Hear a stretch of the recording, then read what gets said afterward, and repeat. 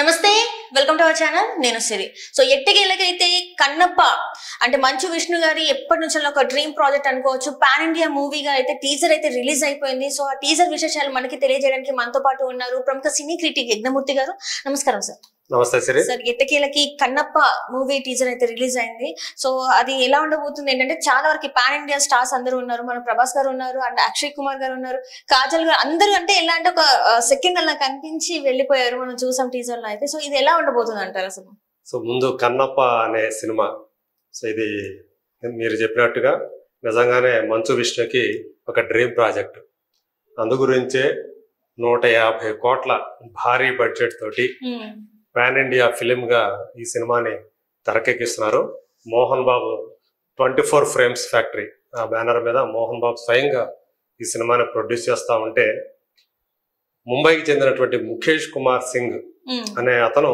దర్శకత్వ బాధ్యతల్ని ఆయనకు అప్పచెప్పారు ఎందుకంటే ఆయన చాలా పౌరాణిక సీరియల్స్ ని హిందీలో ఆయన డైరెక్ట్ చేశారు సో అందు గురించి ఆయనకి వాటి మీద పట్టు ఉంటుంది అలాంటి సినిమాలు తీయటానికి ఇది ఎందుకంటే ఇది డివోషనల్ ఫిలిం సో పరమ శివభక్తుడైనటువంటి తెన్నడు అనే ఒక భక్తుని కథ ఆ తెన్నడు ఎలా కన్నప్ప అయ్యాడు సో కన్నప్ప అనే పేరు ఎవరు పెట్టారు అనేదే ఈ సినిమా కథ ఎందుకు కన్నప్ప తెన్నడు కన్నప్ప అయ్యాడు అంటే మనకు తెలుసు మనకు ఆల్రెడీ మనకు భక్త కన్నప్ప అనే సినిమా వచ్చింది కృష్ణంరాజు వాణిశ్రీ జంటగా నటించినటువంటి ఆ సినిమాని మహోన్నత దర్శకుడైనటువంటి మహోన్నత చిత్రకారుడైనటువంటి బాపు ఆ సినిమాని డైరెక్ట్ చేశారు సో అందువల్ల అది ఒక క్లాసిక్ గా అటు బాపు కెరీర్ కానీ కృష్ణరాజు గారి కెరీర్ కానీ అది ఒక క్లాసిక్ ఫిలిం గా ఒక మైల్ స్టోన్ మూవీగా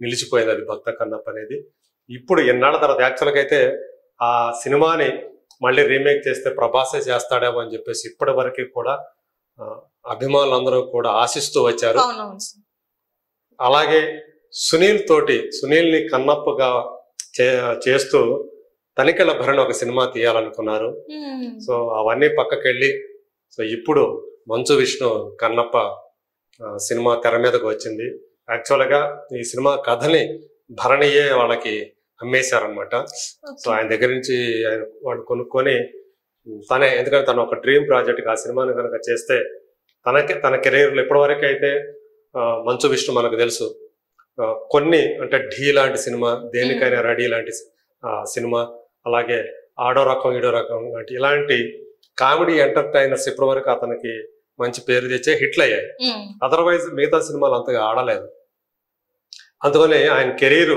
డోలాయమానంలో పడిన స్థితిలో ఇప్పుడు ఈ సినిమాని తలపెట్టారు సో మీరు అన్నట్టు ఇది పాన్ ఇండియా సినిమా ఎందుకైందంటే అందులో అలాంటి స్టార్స్ ని అంటే ఈయన శివభక్తుడు కాబట్టి శివుడు ఎవరు కనిపిస్తాడు మొదట్లో ప్రభాస్ పేరు వినిపించింది కానీ ఆ తర్వాత అక్షయ్ కుమార్ సీన్ లోకి వచ్చారు సో అక్షయ్ కుమార్ గతంలో ఆల్రెడీ శివుడుగా తెర మీద కనిపించారు మనకు తెలుసు ఓ మై గాడ్ అనే సినిమాలో సో ఇప్పుడు అలా అందు గురించి అక్షయ్ కుమార్ ని శివుడిగా చూపిస్తూ ఆయన కూడా ఈ సినిమాను ఒప్పుకోవడం ఆ క్యారెక్టర్ చేయడం అనేది కూడా ఈ సినిమాకి ఒక అదనపు విలువని తీసుకొచ్చిందని చెప్పాలి టీజర్ లో మనం చూసాము అలాగే ప్రభాస్ ని క్లోజ్అప్ షాట్ అట్లా వెళ్ళింది మరి ప్రభాస్ ఏం క్యారెక్టర్ చేశాడు అంటే నందికేశ్వరుడి పాత్రలో ఆయన కనిపిస్తాడు తెలుసుగా మనకి శివుని వాహనం నంది అన్నట్టు సో అలా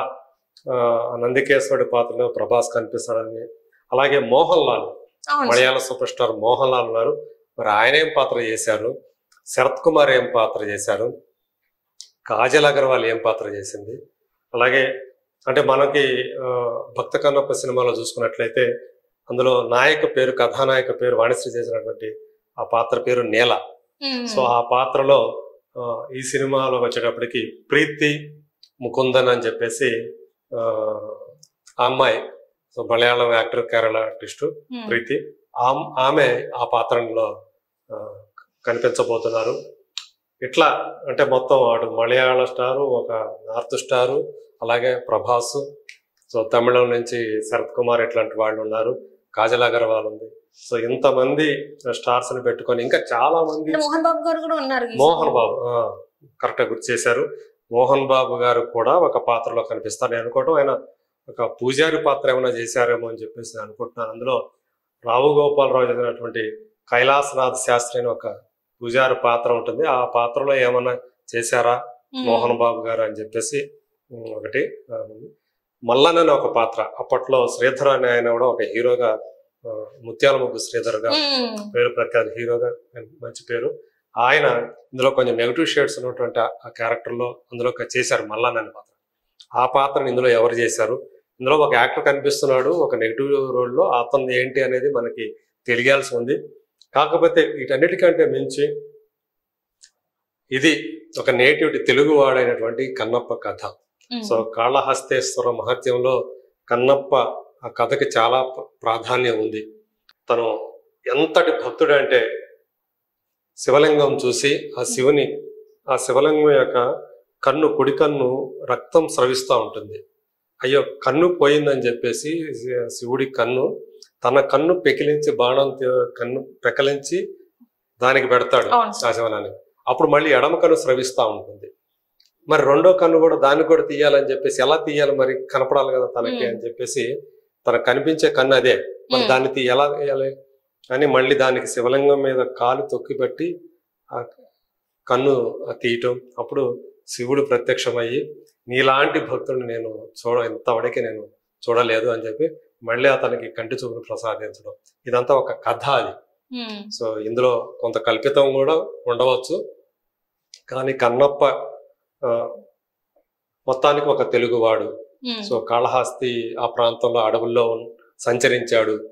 సో ఇదంతా కూడా. కానీ ఇక్కడ చూస్తే మనం ఈ అడవులు ఇవన్నీ చూస్తే ఇది అంతా కూడా ఇక్కడ మన ప్రాంతంలో తీసిన సినిమా కాదు. మరి ఇది నేటివిటీకి వాళ్ళు ఎలా అడాప్ట్ చేశారు అనేది మనం వేచి చూడాల్సినటువంటి విషయం. సో ఇది చూస్తే అక్కడ న్యూజిలాండ్కి వెళ్ళి అక్కడ అడవుల్లో అక్కడ చిత్రీకరించారు. సో అది ఎలా మన ప్రాంతానికి ఆ నేపథ్యం అనేది, అడవులు అవన్నీ కూడా, ఆ వాటర్ ఫాల్స్ అవన్నీ కూడా ఇదంతా ఎలా సరిపోతుంది అనేది అది చూడాల్సినటువంటి విషయం. సో పైగా ఏంటంటే, సో ఈ కథని ఆ ముఖేష్ కుమార్ సింగ్ అని ఆయన ఎలా తను దాన్ని ఓన్ చేసుకొని సినిమా తీసాడు అనేది కూడా చూడాలి. అంటే ఇది రాసింది కూడా మరి మంచు విష్ణు గారు అన్నట్టుగా మరి తను డెవలప్మెంట్ అంటే ఎలా ఉండాలి ఆ పాత్ర, అదంతా కూడా తను కూడా అందులో స్టోరీ బోర్డ్ లో కానీ అదంతా కూడా తను దగ్గరుండి చేయించుకున్నాడు విష్ణు. సో అతను కన్నప్పగా అతను ఎలా చేస్తాడంటే స్టిల్స్ అవన్నీ చూస్తూ ఉంటే, ఈవెన్ ఆ గ్రాండియర్నెస్, మనం టీజర్ లో చూసినటువంటి ఆ గ్రాండియర్నెస్, సో ఒక భక్తుడి కథని సో ఒక వారియర్ కథలాగా చూపించినట్టుగా కనిపిస్తా ఉంది ఇందులో చూస్తే. సో ఎలా భక్త కన్నప్పను ఆయన వారియర్ గా చూపించాడు ఏంటి, సో ఇది ఎంతవరకు ఆడియన్స్ కి రీచ్ అవుతుంది, ఇదంతా కూడా కొన్ని ప్రశ్నలు ఉన్నాయి. బట్ ఇక్కడ చూస్తే నిజంగానే వాళ్ళు పెట్టిన ఖర్చు అంతా కనిపిస్తూ ఉంది. రేపు సినిమా రిలీజ్ అయితే కానీ ఇంకా డేట్ ఎప్పుడు అనేది ఇంకా తెలియదు. సో ఇప్పుడు టీజర్ రిలీజ్ చేశారు. ఈ టీజర్ కి ఎట్లాంటి రెస్పాన్స్ వచ్చిందంటారు? అది చూస్తే చాలా వరకు కన్నప్పను ఒక వారియర్ గా చూపించారు ఏమిటి అని కొంతమంది సందేహాలు వ్యక్తం చేస్తున్నారు. కానీ ఆ పిక్చరైజేషన్ అది చూస్తే మాత్రం నిజంగా చాలా గ్రాండియర్ స్కేల్లో తీశారు అనే ఆ ఇంప్రెషన్ అయితే కనిపిస్తూ ఉంది. చూడాలి. సో మొత్తానికి అంటే ఇప్పుడు దాకా తను ఏదైతే కలకంటూ ఉన్నాడో కన్నప్ప సినిమా చేయాలని విష్ణు, సో ఆయన కళ ఈ సినిమా నెరవేరుస్తుందా, ఎందుకంటే జనం కూడా దాన్ని ఆదరించాలి. సో కన్నప్పగా మంచు విష్ణుని ప్రేక్షకులు ఎలా రిసీవ్ చేసుకుంటారు, రిసీవ్ చేసుకుంటే ఆయన కళ కూడా సాకారమైనటువంటి సన్నివేశం ఆవిష్కృతం అవుతుంది. అప్పుడు బాగా ఆడితే గనక అది దాని సినిమా ఎలా ఉంది అంటే మనం కేవలం టీజర్ చూసి చెప్పలేము. సో టీజర్ అయితే గ్రాండియర్నెస్ తో ఉంది.